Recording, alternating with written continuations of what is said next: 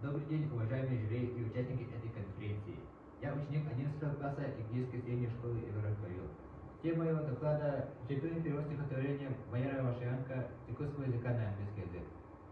Перевод стихов также известен как литературный перевод или просто перевод стихотворения на другой язык.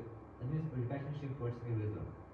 Перевод стихи настолько сложно, что создание оригинальной поэзии. Даже коллега классической литературы часто нет перед этим занятием. Создавать стихи нуля, ты можешь выбрать любое направление текста практически любой момент. Поэзия изучает исключительную смысловую пластичность и всячески поощряет ее умелое использование. И чтобы изучить эту тему, я поставил вот такие задачи. Изучить историю создания стихотворения Вашианка. Найти перевод на якутском языке стихотворения оригинала Бояра Вашианка. Перевести с якутского языка на английский язык песни Вашианка и сделать выводы. Автором оригинальной версии является Владислав Светицкий, польский политический деятель и поэт. Он написал текст, находясь в Варшавской цитадели в 1879 году. Текст был написан в 1883 году. Автором русской версии является Крыжижиновский, который перевел текст, находясь в Латвийской тюрьме в 1897 году. Текст был написан в 1900 году. Позвольте мне прочитать русский отрывок этого стихотворения. Вихри враждебные веют над нами, темные силы нас злобно гнетут. В бой роковой мы вступили с врагами, нас еще судьбы безвестные ждут. Мы подъем гордо и смело, знаем борьбы за рабочее дело. Нам великий вы всех народов, за лучший мир, за святую свободу. Бой кровавый, святой и правый, марш вперед, рабочий народ. Автором якутской версии является Алексей Федорович Бояров, который родился 15 ноября 1896 году в Игдейском наследии. Он был разносторонним деятелем культуры. Он руководил литературной переводческой группой Копроздрава, занимался научно-исследовательской работой. Известный как талантливый переводчик с якутского на русский и с русского на якутский. Им были переведены «Капитанская дочка» Пушкина, «Мать Горького», «Красный шаман» Аюнского и революционные песни «Смело товарищев Ногу» и «Вашианка». Вместе с Черных-Якутским он первым из культур беседовал с Горьким о развитии якутской литературы. В 1921 году было организовано культурно-просветительское общество Манчары. Потом было переводено на Саха-Амур. Пускал газеты под руководством Аюнского, Барахова и Доскова первого. 28 декабря 1921 года вышел первый номер газеты на якутском языке Манчары. При наборе складывалось 11. Первую полосу посвятили автономии Якутии. С Манчары началась биография газеты «Крым», преемником которой стала современная Саха-Селя.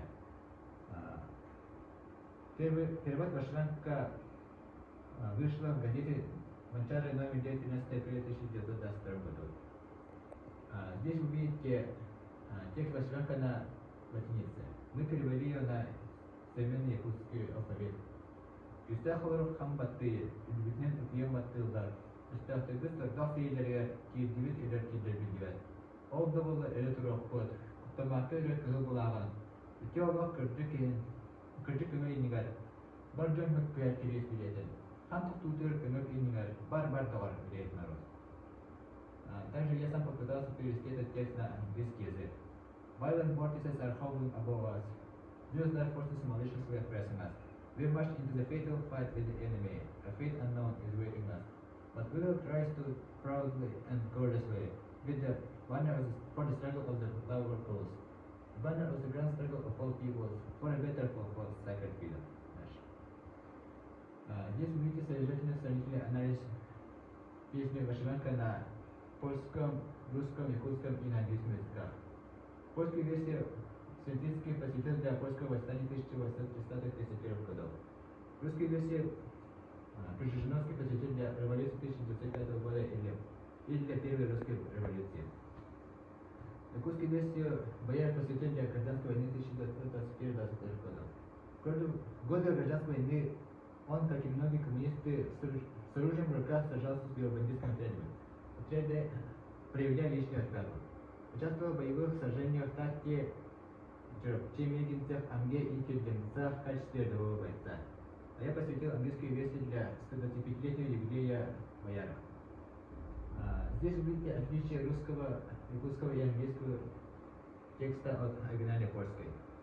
Русский текст более близок к оригиналу Светицкого. Радикально изменилась строчка марш-марш Варшава.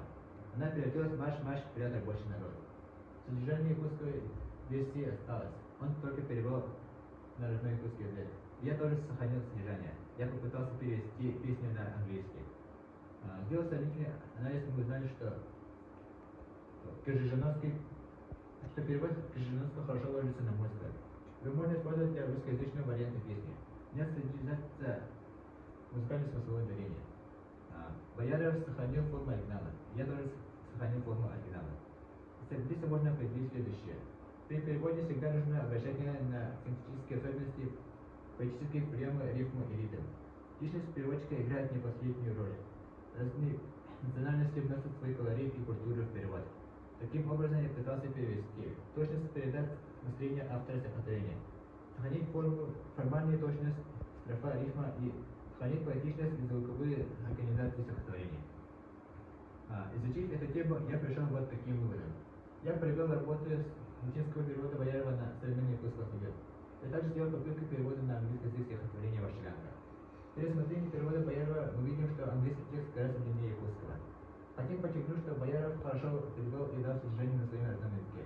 Тем самым он доказал, что якутский язык более богатый. Отсюда следует, что в первую очередь переводчики постарались сохранить текст перевода. Они прекрасно могут быть спеты под мелодию оригинала. Авторы удачно подобрали микс и перепроводили на свой язык. Спасибо за ваше внимание.